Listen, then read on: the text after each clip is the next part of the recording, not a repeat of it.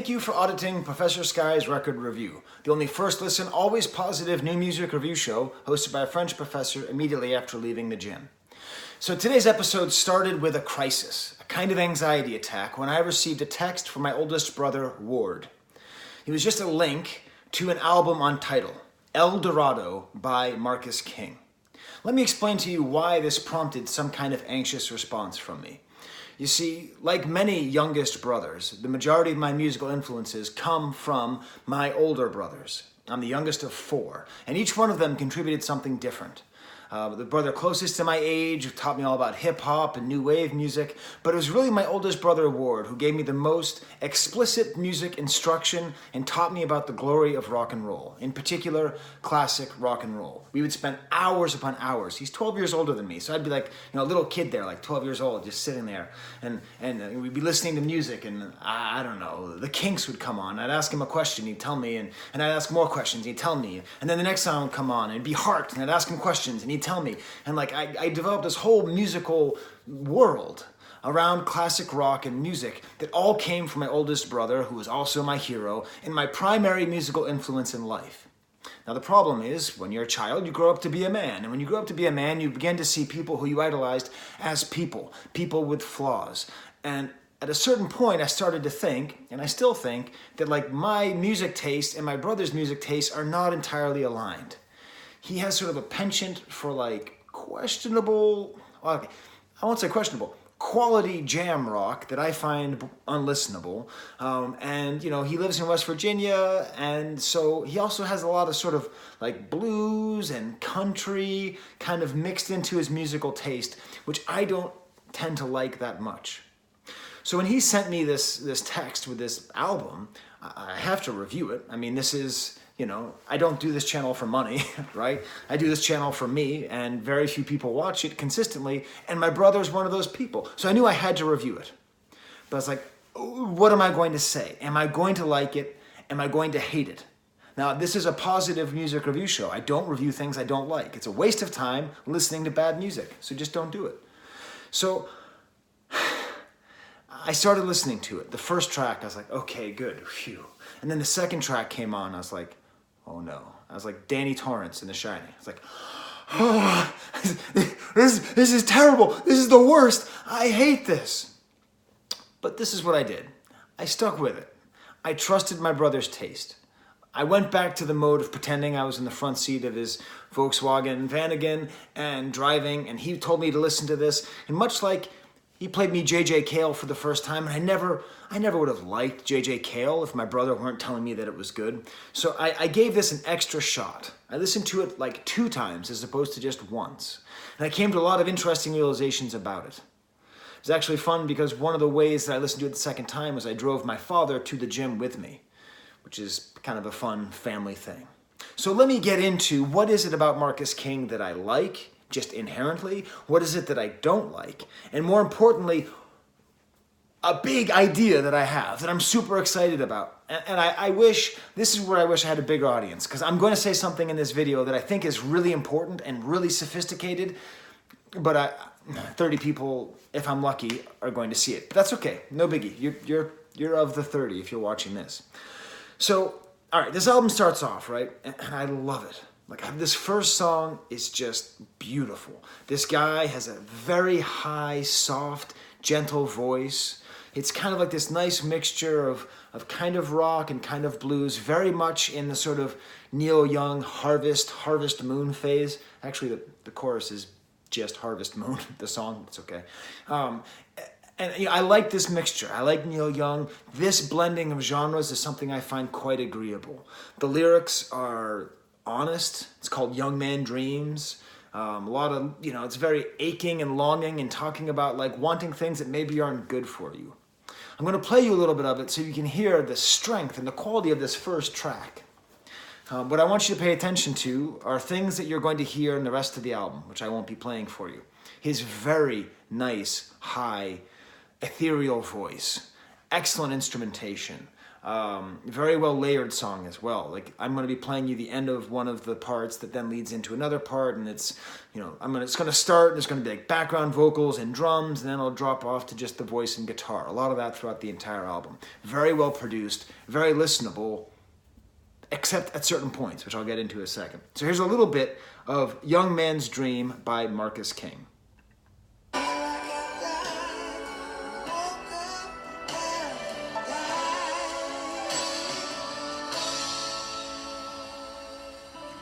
Left my home when I was 17. My feet were dirty, but my soul was clean. That's an example of the kind of cliche lyrics, I'm but still looking for that young man's dream, it seems. so, very nice and very good. And so I was like, okay, phew, my anxiety, there's no reason to worry about it. And then track 2 comes along. I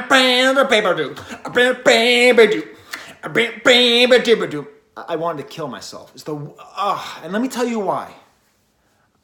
The song is called The Well. And when I heard it, I realized I had to get to the bottom of why did I hate this song so much. And it's actually not the fault of the song itself. Rock and roll is partly based on this origin myth of Robert Johnson selling his soul at the crossroads to the devil, right? Famous myth. In the early 2000s, a different great guitar god of rock and roll sold his soul to a different devil, except that this selling of a soul meant the end of rock and roll instead of the beginning. The person who sold the soul of rock and roll produced this damn album. Dan Auerbach of the Black Keys. Now listen, I'm fine with the Black Keys. I don't love them. I'll get into that later. Initially, he was some company came up to him to sell his music, and he said, no, I don't want to be a sellout. And then later, he sold his music to a British mayonnaise company. That was the selling of the soul at the crossroads for blues, rock and roll, guitar-driven rock and roll. From that moment forward came a deluge of cookie-cutter, guitar-based music, which is set exactly for the demographic of 40 to 50-year-old dudes who want to buy light beer, regular beer, trucks, Home Depot. Just anything that's targeted towards an adult male demographic requires some kind of Black Keys-esque music. Jack White got a lot of hell for calling out the Black Keys for ripping off his style, right? I mean, arguably what we're talking about here is blues rock, the fusion of blues rock, right? And so, obviously, the White Stripes really pioneered that mainstreaming, and I think it's safe to say the Black Keys did rip him off, except Jack White didn't sell his soul to the devil. He didn't sell it to the companies. And ever since they did that, whenever I hear this kind of blues rock, whenever I hear the Black Keys, whenever I hear the White Stripes, I think of these words: the highest towing capacity in its class. I'm not joking. When I hear, I hear the highest towing capacity in its class. Jack Daniel's Tennessee Honey Whiskey, only at Home Depot's President's Day sale. I hear all of those things in my head. Now, Todd in the Shadows, a much better YouTuber than I talking about music, goes into this in one of his videos, I forget which one, where he describes what's happened to rock and roll in terms of its selling out. But I want to really pin it on not just rock and roll, but on rock blues, as perfected by the White Stripes and the Black Keys, and then just destroyed this Jack Daniel's Honey rock. And I choose Jack Daniel's Honey carefully because Jack Daniel's is supposed to, elicit some kind of feeling of like, we're the old tough men and we know what dudes like. But the honey, the honey. Oh, you 21st century toxic male. You need honey in your whiskey. But don't worry, the advertising is still going to be it's Jack Daniel's. It's not Jack Daniel's. Whatever it is you think you're doing, you're drinking a white wine spritzer. It just happens to have whiskey in it. But as long as it has that blues rock soundtrack, it's okay. So, I worked my way through. By the time the song was over, I had all this going on in my head, you know? And by the second time I listened to it, I was able to just listen to it and not hate it as much. I was able to process this loss that I feel for rock and roll, selling its soul to Madison Avenue. And to Madison Avenue, obviously, is the real culprit. Capitalism is always the culprit, apparently, if you watch enough YouTube. So, 10 minutes in, I've gotten through the first two songs. I'm going to go a little bit quicker from here on out. Now, to be fair, Dan Auerbach is a great producer. This album is very well produced, as I've already said. And I think it's great that his visibility is probably going to raise the visibility of this project, because in the end, I ended up liking this album. What I came to understand is that what I dislike about it, like another song a little bit later, Wildflowers and Wine, it's like talking about scratchy records and cheap wine, and it's this kind of like bluesy rock mixture. I came to realize with this and another song, Turn It Up, like, there are all these cliches. And I was thinking, why is it that the cliches that he uses in his country songs don't bother me, but the cliches that he uses in his blues rock songs do? And I've now come to my big moment here. This is my big statement, which will be following me for the rest of my career as a YouTuber talking about music. The amount that you like a specific genre of music is directly correlated to how much you tolerate its cliches. Example, I love hip hop. I love hip hop. Rapping about money, cash money hoes, I'm fine. The cliches, selling crack, I don't care. I'll listen to it. I like that genre of music. You hate hip hop, you hear it, you just go, I hate blues rock. So songs about like old style things and Cadillacs and dusty whiskey and dusty this, I hear it and I get turned off immediately. So what I tried to do after making this realization is put myself in the mind of somebody who doesn't hate the genre.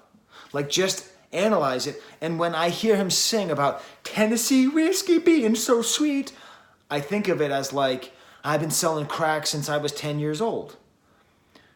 When I did that, it opened it up and made me a much freer music listener. Because all music is dependent on cliches. All music is dependent on cliches. Jazz drumming, that drives me crazy. But the more I like jazz, the more I get used to it. Now, there's some genres that I'll never like. I'll never like modern country. So those cliches are never going to be able to get through to me. But you know, like reggae, it's all cliches. So anyway, that's my challenge to you when listening to new music that's not in a genre that you like. Just identify what the cliches are and forgive them in advance. And then give it a real shot. And then you'll have the ability to discern whether or not it's good or bad. So when this album is something that I really like, it's when it's in that country rock hybrid. When I don't like it, it's when it's in this blues rock hybrid. And actually, when I love it, it's in a whole different one. It's in a soul rock hybrid.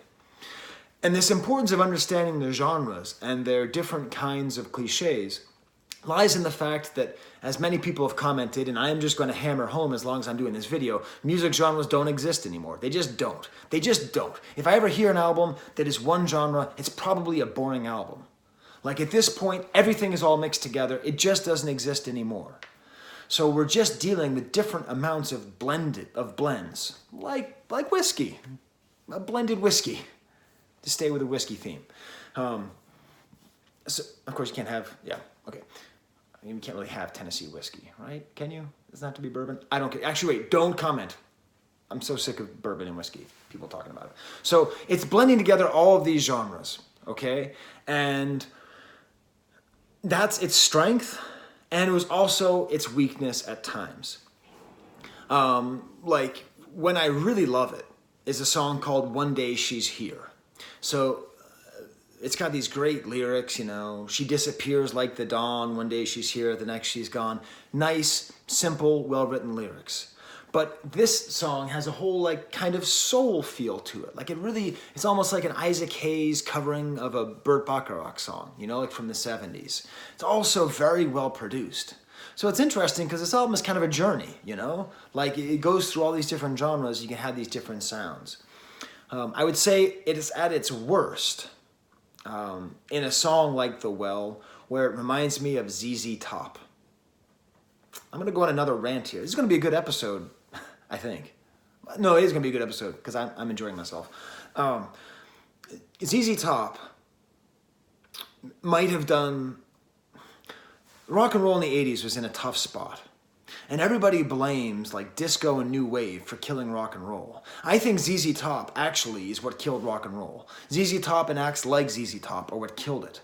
ZZ Top is maybe the worst rock band in history. I'm serious. Like, they may have done the most damage. And let me tell you why. Okay, first of all, let me say the good things about ZZ Top. The drummer's name was Frank Beard, and he was the only guy who didn't have a beard. Jimi Hendrix liked the guitar player. Okay, we're done. And LaGrange is kind of a cool song. Okay, moving on. Why do I blame them for everything? It was because in the 80s, when there was all this great music like New Order and the Smiths being made and The Cure, my brother and people like my brother who believed in classic rock dismissed it for basically no good reason. Just seemed too fey, didn't seem strong enough, it didn't seem like real classic rock. And instead, what was playing on classic rock stations that was new was ZZ Top. If you listen to ZZ Top, that drummer I was talking about barely is on it. It's mostly a drum machine. And it's just this horrible, just terrible cliches and made for music videos and with a drum machine and absolutely no soul whatsoever. So the parts of this album that are the worst are like if ZZ Top wasn't terrible. That kind of like rock, Texas sounding, roadhouse stuff, except that it's well produced. It's not terrible. But it reminded me enough of ZZ Top to almost set me into sort of like post-traumatic ZZ Top syndrome. Like the Eagles and ZZ Top. I mean, how much damage have those two groups done to rock and roll? It's not Flock of Seagulls' fault. It's not. Anyway, so moving on to the rest of the album. Another track that's in that soul vein is Break. Another good track. And again, it does really remind me of the Isaac Hayes covering of Burt Bacharach songs from the 70s, which are quite nice. Another nice Harvest Moon style song is Sweet Mariona. It's interesting, I did a little bit of research into one of the other producers who's not Dan Auerbach. I assume Dan Auerbach just said like, I like it, and that's what he did. But the producer of this also produced the solo album of Ben Keith, who's Neil Young's pedal steel player. And I think a little bit of that lineage comes through in this album. Like it does feel at times like a solid follow-up to Harvest Moon style Neil Young music, which is my least favorite version of Neil Young, but still music that I really enjoy. I'm just looking at my notes here. There's a song called Turn It Up, which is unlistenable to me. And that's the one that talks about Tennessee whiskey. Just, ugh. A track, Say You Will, that's a great example of this blues rock thing where a towing capacity. And rock blues is the problem. The other problem is I think blues is dead. I think that blues music should be outlawed. I don't think there's been any good... I don't think it can exist anymore. I think it's only made for old white men. Like, I don't know. Like, don't they have enough? Don't we have enough? I don't know. It seems to me that blues music cannot be good anymore. It seems as though it could have evolved and it didn't, and now it's dead. And that's why something like jazz evolved and it's alive. They're both very old, traditionally African American music styles, but one stayed so stuck in this house of blues garbage pile that it seems as though they've extinguished themselves. But maybe I just don't forgive the cliches enough of blues. Maybe I need to forgive the cliches. One cliche I like about blues music is they usually have good guitars. On this track, Say You Will, the best guitar solo on the album. Awesome guitar solo. In general, solid guitar work throughout. And then we get to the track Too Much Whiskey. And I know what you're thinking. Too much whiskey. Skye's been talking about how much he hates whiskey. Whiskey, whiskey, whiskey. I like this song. I like this song because this is a whole different genre copy. This is sort of like a 70s Merle Haggard-ish kind of Hank Williams maybe inspired song just about drinking too much and having problems with alcohol. But it's well written, it's kind of funny. They get points deducted for referring to New Orleans voodoo. Don't like that. But a nice kind of harmonica solo in there, another Regrettable Cadillac reference. But in general, it's like by this point in the album, I just started to realize that, okay, this is just a mixture of a lot of interesting genres and cases coming together, and this is a nice, simple song that I think I could hear once a month for the rest of my life and be happy every time it comes on. Love Song is another solid track. It manages to have a gospel-style backup singer without being terrible, so that's cool. That introduces some harpsichord, which follows into the last track called No Pain, which is a very nice ballad. The beginning and the end form a nice thing. It's a very cohesive album in terms of its presentation. You know, the beginning and end. It feels like the track listing was chosen carefully. A nice sort of remorseful song about feeling no pain. There's a harpsichord in here. At this point, I wrote down in my notes, like, did this guy just have a studio full of instruments and want to use them all? It's possible he did, but he does it well. The harpsichord's really nice, and it made me, okay, this is a silly thing to say, but you're here anyway. This song, the thing it reminds me the most of is if there was a Barry White song sung in a very high register by a white guy who wasn't singing about sex. So I know what you're thinking. What are the defining characteristics of Barry White? That he's a large black guy singing very low about sex. But beyond that, like the sort of skeleton of a Barry White song is usually like a nice kind of rolling song that's well sung with harpsichord and a certain amount of soul. That might be crazy. Do you hear Barry White in that track if you're a fan of Marcus King? All right, let me know. Okay, so hopefully I haven't offended you if you are a ZZ Top fan. Actually, let me say this. If there is something good about ZZ Top that I don't know because I grew up with legs, you can tell me. I'll try to listen. My brother Ward likes ZZ Top, so maybe I need to keep my mind open. All right, well, until next time, for my brother and for the people who picked up the table from my house, which allowed me to use this space to record, there's the camera.